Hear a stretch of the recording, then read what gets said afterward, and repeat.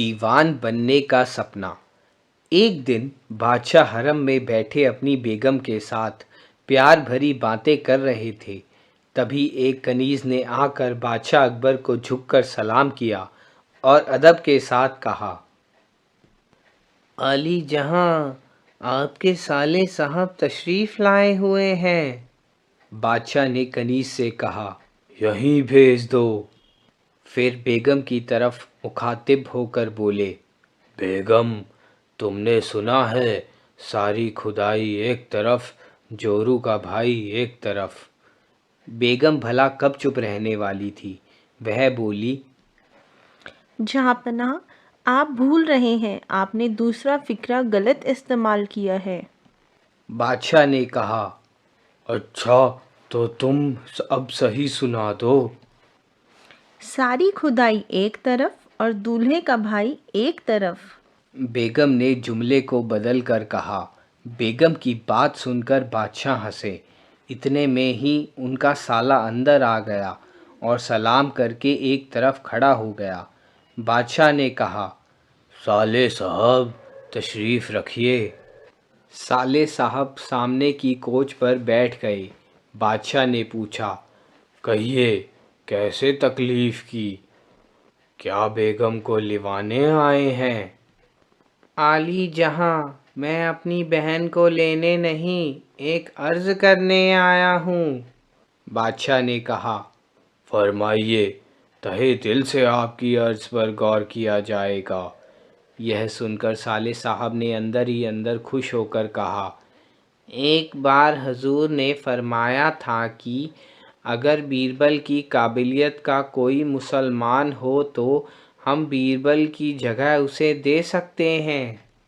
बादशाह ने कहा, बेशक। जहाँ पना, मेरी परीक्षा ले ली जाए। अगर मैं खरा उतरूं तो मेरा चुनाव उस जगह पर किया जाए। साले साहब ने सगर्व कहा। बादशाह अपने साले की बात सुनकर थोड़ा हंसे। फिर बेगम की तरफ देखते हुए बोले, साले साहब, अगर आप परीक्षा में खरे उतरे तो यकीन मानिए, हम आपको वज़ीर बना देंगे। उसी समय बादशाह ने अपनी कनीज को कोयले की डाली लाने का हुक्म फरमाया। वह कनीज कोयले की डली को एक निहायत ही खूबसूरत रकाबी में रख कर बादशाह के सामने हाजिर हुआ। बादशाह वह कोयले की डली अपने साले साहब को देते हुए बोले, साले साहब, अगर आप इन 3 दिनों के अंदर अंदर इस कोयले की डली को 10,000 रुपये में बेच आएं तो हम आपको बीरबल से ज़्यादा होशियार समझेंगे। यही आपकी परीक्षा है। बादशाह की बात सुनकर साले साहब के पाँव के ज़मीन खिसकने लगी। वह बेहद असमंजस में अपने घर चला गया और मन ही मन कहने लगा, या अल्लाह, इस कोयले को तो कोई एक पैसा भी नहीं देगा। भला यह 10,000 रुपये में कैसे बिक सकता हूँ? मैं इस परीक्षा को कैसे पूरा करूँगा? बादशाह ने बीरबल को अपने से जुदा ना करने के लिए मुझ पर भारी जुल्म किया है। या खुदा, मैं वज़ीर बन ही नहीं सकता। लेकिन बीरबल भी इस कोयले के 10,000 रुपये नहीं ला सकता। क्यों ना मैं बादशाह के पास जाकर इस बात को कहूँ। इस प्रकार सोच विचार कर 3 दिन बाद वह बादशाह के सामने जाकर रोनी सी सूरत में बोला, हुजूर, गुस्ताखी माफ़ हो। इस कोयले के 10,000 रुपये तो कोई नहीं दे सकता। यह तो एक पैसा का भी नहीं है। तब बादशाह ने हंसते हुए कहा, घबराने की कोई बात नहीं, आप दरबार में तशरीफ़ रख लिए। साले साहब दरबार में पहुँचे। सभी दरबारी उनको निहायत दुखी देख उनके दुख का कारण पूछने लगे। साले साहब ने अपना सिर चकराने का बहाना किया। तभी बादशाह अकबर दरबार में तशरीफ़ लाए। दरबार के ज़रूरी मामलात से फुर्सत पाकर बादशाह ने अपने साले साहब की तरफ देखा। तब इशारा समझकर साले साहब ने दरबार के एक विशेष दरबारी को वह कोयले की डली देकर बादशाह के सामने पेश करने को कहा।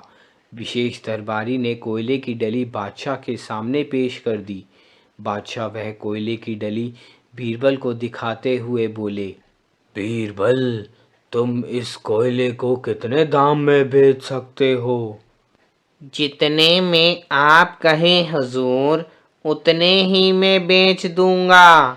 बीरबल ने तपाक से उत्तर दिया। बादशाह ने कहा, मैं इसे 10,000 रुपये में बेचना चाहता हूँ। बीरबल ने जो हुक्म कहकर वह डली ले ली। बीरबल, आपको हमें यह सबूत देना होगा कि फलां जगह इसको बेचा है। बीरबल ने यह भी मंजूर कर लिया और अपने स्थान पर बैठ गए। दरबार से लौटकर बीरबल ने एक दर्जी को मखमल का ढीला कुर्ता पाजामा और टोपी सिलने का आदेश दिया। फिर कोयले की डली को काफ़ी बारीक पिसवाया, उसे एक खूबसूरत जवाहरात की डिब्बी में रखा। तत्पश्चात उस डिब्बी को एक सोने की डिब्बी में अंदर रखा। उसके बाद उस डिब्बी को एक बड़ी चांदी की डिब्बी के अंदर रखा। इस प्रकार उस डिब्बी को उन्होंने 7 धातुओं की डिब्बियों के अंदर रख लिया। उसके पश्चात उस डिब्बी को एक चमड़े की पेटी में रख लिया। यह सब करने के बाद उन्होंने एक काली आबनूस की हीरे पन्ने के नगों से जड़ी हुई छड़ी निकाली, जिसकी मूठ सोने की थी। इतने में ही दर्जी कपड़े ले आया।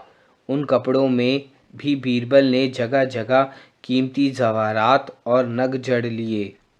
गले में भी बेशकीमती नगों की मालाएं पहन ली। फिर कपड़े पहने और हाथ में छड़ी लिए बीरबल मुंबई पहुँचे। वे एक सराय में जाकर ठहरे और शहर में मुनादी करा दी कि शहर बगदाद से एक सुरमे वाला आया है। उसके पास ऐसा सुरमा है जिसे लगाने से उसके मरे हुए घर वाले दिखाई देने लगते हैं। उस आला दर्जे के सूरमे की एक सिलाई की कीमत 10,000 रुपये है। यह मुनादी सुनकर शहर भर में तहलका मच गया। हर आदमी अपने मृत परिजन को देखने के लिए व्याकुल होने लगा। सब हैरान थे। उड़ते उड़ते यह खबर एक बड़े मारवाड़ी सेठ तक पहुंची। उस सेठ ने नौकर को सूरमे वाले को बुलाने के लिए सराय भेजा। नौकर ने सराय में पहुंचकर बीरबल को सेठ जी की फरमाइश बताई। बीरबल खुश होते हुए उस सेठ के पास पहुँचे। रास्ते से एक भीड़ उनके साथ हो ली। वहाँ पहुंचकर नौकर ने बीरबल से हवेली के अंदर चलने को कहा। बीरबल बोले, हम किसी के घर नहीं जाते, इसलिए अपने सेठ को बाहर बुलाइए। नौकर ने सेठ से सारा हाल कह सुनाया। तब सेठ जी अपने बाग में आए। बीरबल वहीं एक कुर्सी पर बैठ गए। लोगों की भारी भीड़ भी वहीं बैठ गई। बीरबल अपने चमड़े की पेटी खोली और उसके बाद डिब्बी में से डिब्बी निकालने लगे। फिर वह 7वीं जवाहरात की डिब्बी निकाली। सेठ जी तथा सब लोग बीरबल के कीमती लिबास, मालाएं तथा नग देखकर प्रभावित हो गए थे। चांदी तथा सोने की डिब्बी देखकर तो वे और भी चकित हुए। तब बीरबल ने सेठ जी से कहा, 10,000 रुपये लाइए और देखिए अपने मरे हुओं को। सेठ जी ने 10,000 रुपये की मोहरें मंगवा कर बीरबल को दे दी, जिन्हें बीरबल ने संभाल के रख लिया। फिर एक सीपी की बनी सिलाई निकाली और सूरमे से लपेट कर सेठ की आंखों के पास लाकर बोले, सेठ जी, इस सूरमे की तारीफ यह भी है कि इससे उसी आदमी को अपने बुजुर्ग दिखाई देते हैं जो अपने माँ बाप से पैदा हो, दोगले को नहीं।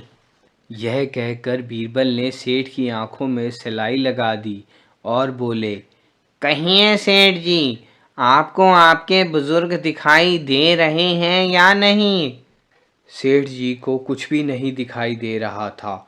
वे सूरमे वाले की चालाकी समझ गए थे, लेकिन कर भी क्या सकते थे। उन्होंने सोचा, अगर नहीं कहता हूँ तो इतनी बड़ी भीड़ और नौकर चाकरों के सामने दोगला साबित होता हूँ।